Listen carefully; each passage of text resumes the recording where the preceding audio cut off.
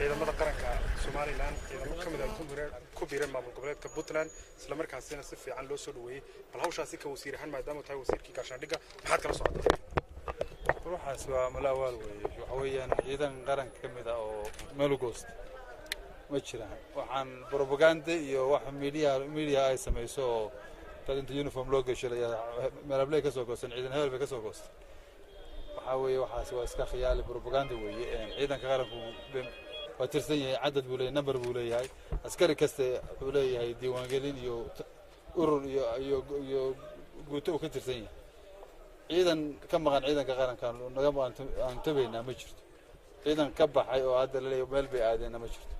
waxaas iska khiyaali malawaal weeye waxba dhaga u dhiganina qaar kamid ciidamadu waxay lahaayeen anagu waxaan ka tirsanahay guutada gacan libaax waxaanu nahay askari waanu ka goolnay ciidamada markii koowaad baa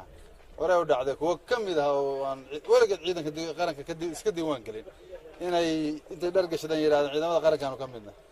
mar hore dhacday mar labaad bay dhacday hadday dhacdaysaa baray dhacaysaa laakiin waxa xaqiiqo ah inaan ciidanka qaranka askar ka mid oo meel aadi ama goosatay aanay jirin waana ka korray waxa heer la googoosto oo maleeshiyo ay meel inaga aad dadka kala carari jiray mani deegaanku waa deegaankeenii weeye deegaanku waa deegaan Soomaaliland weeye anaa tegaya haddeer sanad guurada 15 May oo 18 May lagu dabaaldegayo Argabaan joogaa barana waa tegaynaa kashoona waa tegaynaa waan arki doontaa